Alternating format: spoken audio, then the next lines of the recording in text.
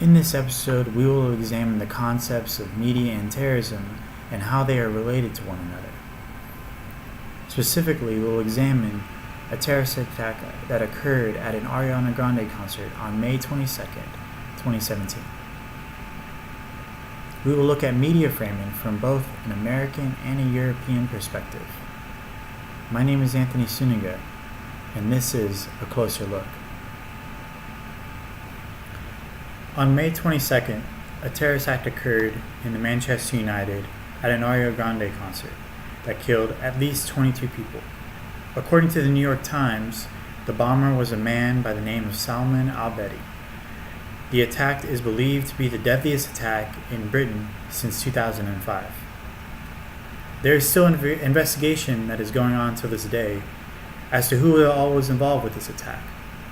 However, many arrests did occur shortly after the attack. Additionally, an investigation revealed that 16 convicted or dead terrorists had emerged from the same 2.5 square miles in the South Manchester area where al-Bedi lived. The last deadly act that occurred in Great Britain were the London bombings in July 7, 2005. On that day, 4 suicide bombers carried bags full of explosives, which killed 52 people and injured thousands more, according to BBC. The bombers had strong ties to an Islamic group. It is no secret that there have also been many other terrorist attacks in Europe. There has been an increase in the number of terrorist attacks, resulting in fatalities from the years 2013 to 2016. Likewise, according to The Guardian, the UK has seen a record high in the number of terrorism-related arrests in 2017, reaching to 400 arrests. However, just as important as what occurred in these terrorist acts is how they were reported. Journalists from major publications have the opportunity when these attacks occur to shape the way the world sees these events. This is a concept known as media framing, and it is also closely tied to agenda setting, which refers to the media's ability to determine what events do and do not get reported. Thomas Raffel has some insight regarding the European media and its role in the European Union. He states that EU seeks to protect diversity while also encouraging integration, saying, striving as it does to defend cultural specificity, while at the same time investing heavily in bringing Europeans together in a single market and culture. This tells us that there is a free flow of information in Europe, but it may have more purpose to it. There are important concepts because they have the ability to shape perspective in public policy.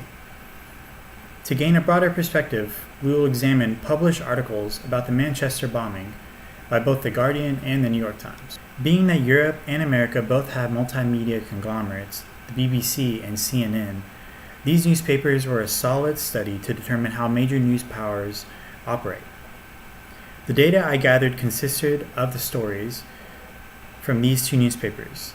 I examined them both for quantity and content. The content was key in this study because it was important to understand what exactly was reported. I scanned these articles for key terms, headlines, and arguments. I also developed 3 research questions to help guide my research when I was analyzing exactly what was in them. To add more perspective, I gathered outside scholarly research that could help us to define these concepts of media framing and terrorism. Borneau and Vucu, 2 scholars from Transylvania University, discuss that frames used by the media are not usually seen by the public and consist of the application of principles of selection, emphasis, exclusion, and presentation routinely used by journalists. Journalists are the ones who get to set the tone for how the stories are perceived, which can mean a different tone depending on your geographic location. For example, when analyzing the breakout story for the Manchester bombing in comparison to that of the New York Times publications, there were some different qualities. One of the first key differences was that The Guardian published stories in a more contextual way than the New York Times did.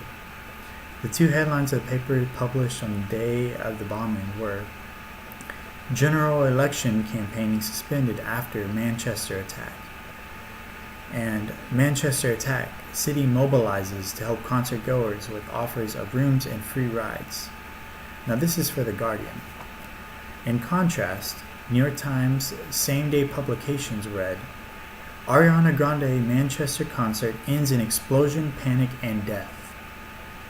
The European publication frames their articles in a way that is more applicable to their audience, being that the event occurred right in their backyard. Additionally, it is important to notice that The Guardian does not use the same kind of language that the New York Times did. The New York Times publication frames the attack in a much more aggressive and hostile way, using words like panic and death and explosion right in the headlines.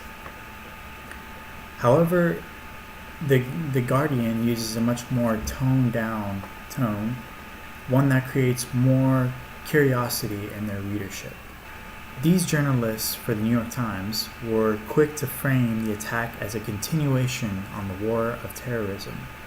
However, in contrast, the journalists for the Guardian newspaper did not seem as concerned with framing a war on terrorism as they were with building a more unified and hope-filled country. For instance, they published articles about the Queen visiting terrorist attack victims, a soccer player dedicating a win to the victims, and Ariana Grande fans uniting together in support.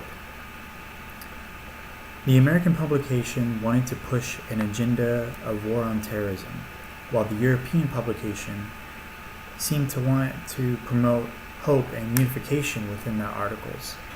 They did this by conveying humanitarian work and relief area efforts associated with the attack.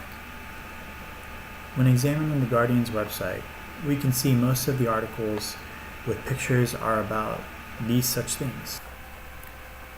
Brigitte Nakos, professor of political science at Columbia University, states that reporters, editors, producers, and others in the news media make constant decisions as to what and whom to present in the news and how. Some framing patterns seem especially important with respect to terrorism because they have strong effects on the perceptions and reaction of news receivers.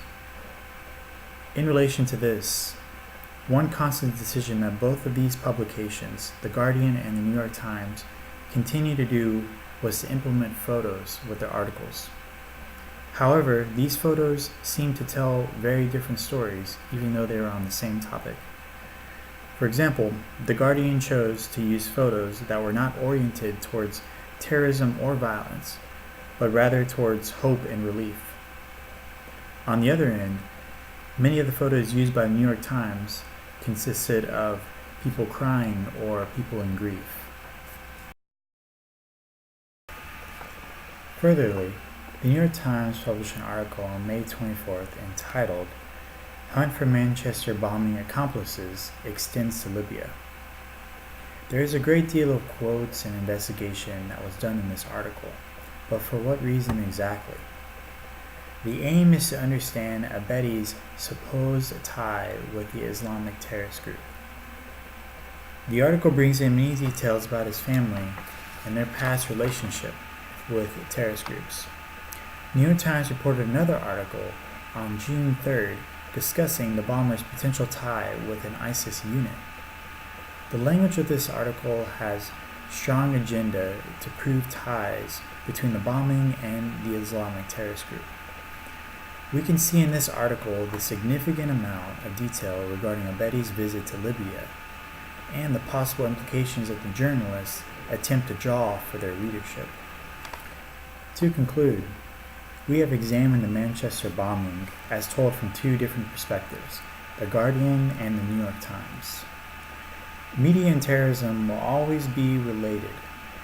Media determines what we hear and how we hear it. As we are now aware of the framing process and techniques of the media, we should consider our own local media sources and why they are distributing news the way they are. We should know that all media is purposeful, and there is a reason behind all the photos and text and headlines. The Guardian used these aspects to frame the story of a unified country regaining relief and hope, while the New York Times framed a story that pressed forward with the war on terrorism. It is difficult to say who is right and who is wrong in this situation, but we can begin to understand that these sources are telling from different perspectives and are both hoping that the rest of the world would agree with their perspective. As always, thank you for watching A Closer Look. I'm Anthony Suniga.